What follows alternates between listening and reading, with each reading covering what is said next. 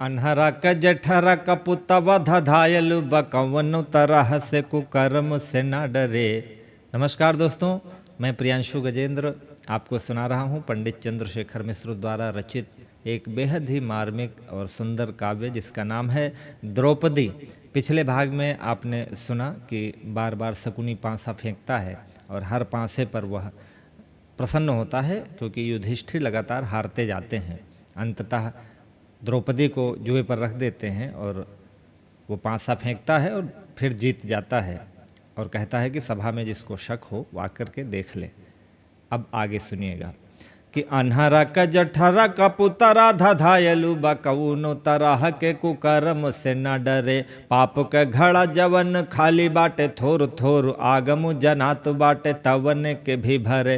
पुरखा जे बैठल सरगे में तप बल, पुरखा जे बैठल सरगे में तप बल, अपबल देवो नहु के नर के धरे। जेहि देश का धर्म राज अस नीच उहाँ अधर्म दुर्योधन न जाने का करे। जेहि देश का धर्म राजवश नीच जहाँ अधर्म दुर्योधन न जाने का करे। कवि कहता है कि अंधे का पुत्र ज्येष्ठ पुत्र अर्थात दुर्योधन धधायल मतलब सीमा से बाहर होकर बात कर रहा है।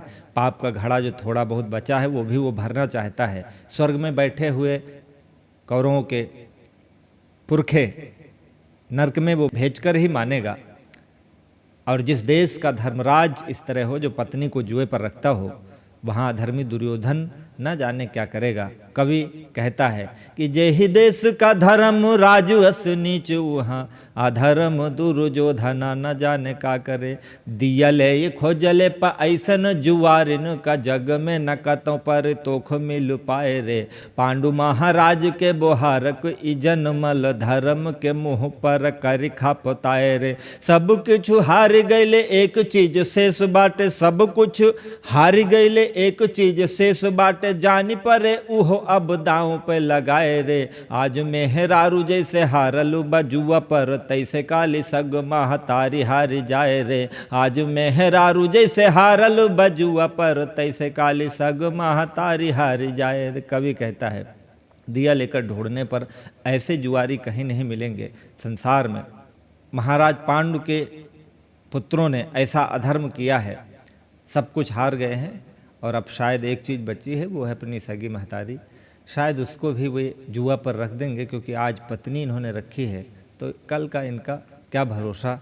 कवि कहता है भयल स्वयंवर द्रौपदी के तब ना धनु ही के लगे नियरायल। वीर सबय तकते रहले मछरी कैले उठी पारथ घायल। राजकुमारी बनी भिखिया, राजकुमारी बनी भिखिया, महतारी के राई से भीखु बटायल। कि से तुम में हरि बापउले अब हारे बदे लगवा चली आयल। से तुम्हें में हरि बापउले अब हारे बदे लगवा चली आयल। कभी कहता जब स्वयंवर हुआ तो स्वयंवर में कोई आगे बढ़ने वाला नहीं था, मछली के निकट कोई नहीं गया।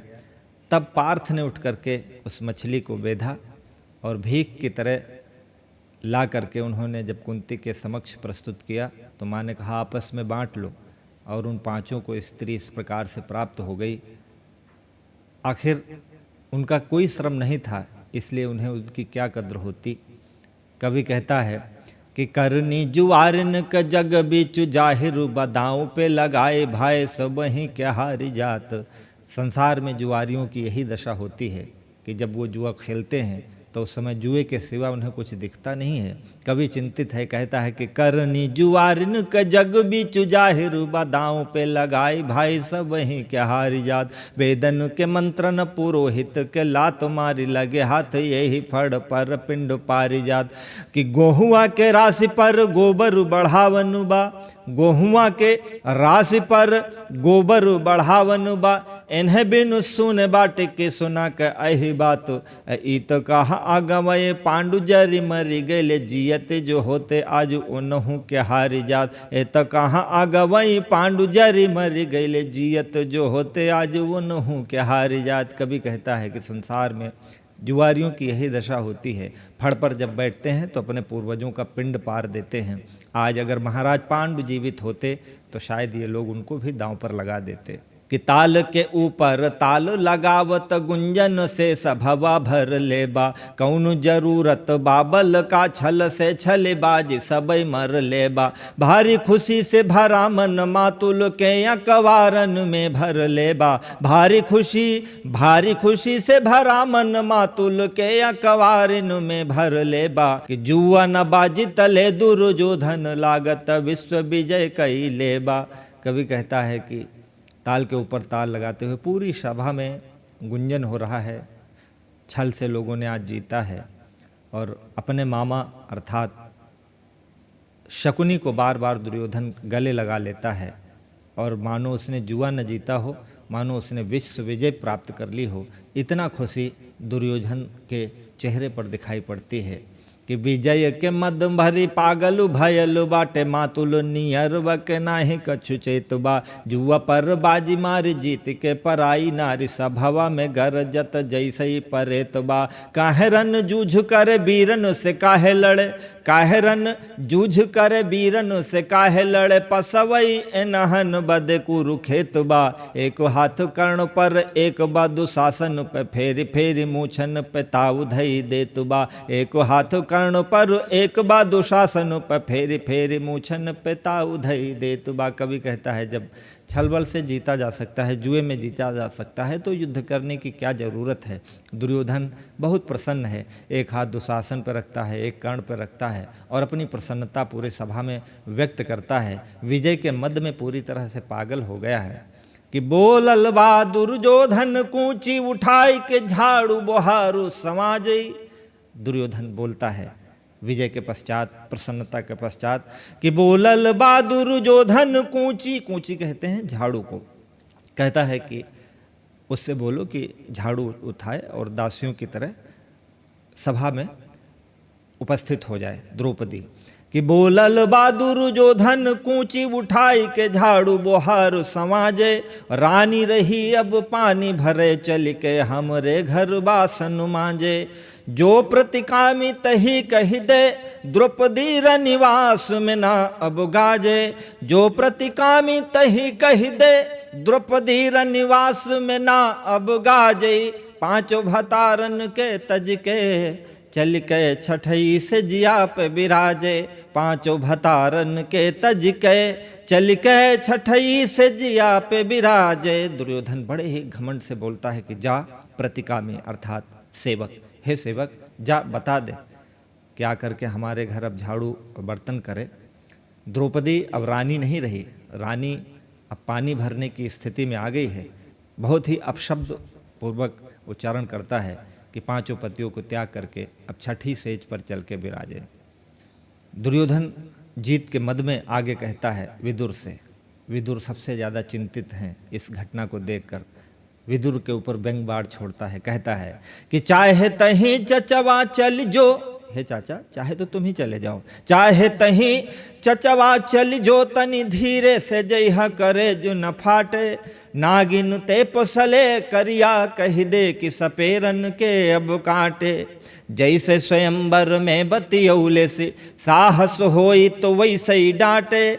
जैसे स्वयंवर में बतियौले से साहस होई तो वैसे ही डांटे। और जेकर कैले निरादर बा उहे सूत कपूत बोलावत बाटे। जेकर कैले निरादर बा उहे सूत कपूत बोलावत बाटे। दुर्योधन कहता है कि हे चाचा जाकर के कह दो कि जो नागिन है अब आकर के सपेरों को काट के दिखाए, जैसा उसने स्वयंवर में मेरा उपहास किया था। उससे बोलो उसके साहस हो तो आज ही उपहास करके दिखाए। और जिसका निरादर उसने किया था कर्ण का, वही सूत का पूत उन्हें बुलाता है और वो सभा में आ जाए। कि सूत के पूत के आगे अभी भल आपन चाहत नाचत आवे। अगर अपने आप भला चाहती है तो उसी सूत पुत्र के सामने नाचते हुए आवे। कि सूत के पूत के आगे अभी भल आपन चाहे तो नाचत आवे। बेसन के कस होल चरित्र आई भतारन के समझावे। बार बधू बस संपत चाहेली सोच सबे विपदा बिसरावे। और भाग्य से ईदन आयल बा अब अंग नरेश के अंग लगावे, भागी से ई दिन आयल बा, अब अंग नरेश के अंग लगावे। कर्ण जो है अब कहता है कि सूत के पुत्र के सामने अगर वो चाहे तो नाचते हुए आए, और वैश्या का क्या चरित्र होता है यहाँ करके अपने भतारों को, अपने पतियों को समझाए। उसे संपत्ति चाहिए बार वधुओं के समान, तो उसे मिल गई है, और भाग्य से ये दिन आया है आ करके अब अंग नरेश को अंग लगाए, अर्थात इस कर्ण को अपने गले से लगाए कि सालती बाबती आही अरा में इह बेसवाह में देली से गारी। दुर्योधन कहता है कि वो बात मेरे हृदय में आप भी चुभी है, अंधे का पुत्र अंधा होता है, ऐसा उसने कह करके मुस्कुरा करके ताली बजाई थी। आज मैं उसे देखना चाहता हूँ कि सालत बाबती आही अरा में इह बिसवाह में देल से गारी, आन्हर के अनहर जन में कह के मुस्काई बजौले सितारी।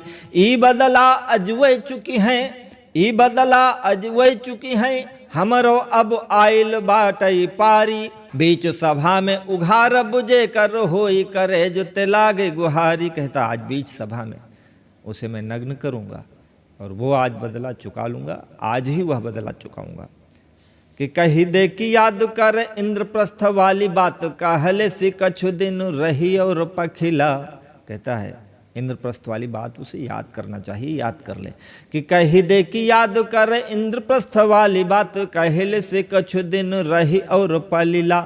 नाही धृतराष्ट्र के महल युधिष्ठिर का फेरी, नाही अईबा और तन चलिला। थल जानी जब हम गिर गईले बउली में, तारी पीट कहले से और आगे हलीला। अझूर कपड़ा बढ़ाई मुस्काई बोलल कि विषधर नाग हला के चुलू बदलला। झूर कपड़ा बढ़ाई मुस्काई बोलल कि विषधर नाग हला के चुलू बदलिला। कहा कि मुझे आज भी याद है कि जब मैं इंद्रप्रस्थ में गिर गया था, जल को थल देख करके, थल को जल देखकर भ्रम में पड़ करके, तब ताली पीट करके ये हंसी थी, और इसने सूखा कपड़ा बढ़ा करके कहा था कि हे विषधर नाग लेके चुल बदल ले, आज मैं उस अपमान का बदला लूँगा। ये छंद आपको कैसे लगे हमें ज़रूर बताइएगा, और निरंतर इस काव्यधारा को सुनने के लिए हमारे अवधि पेज को आप फॉलो करें, हमारे यूट्यूब चैनल को ज़रूर सब्सक्राइब करें। अगले भाग में मैं आगे की कथा आपको सुनाऊंगा।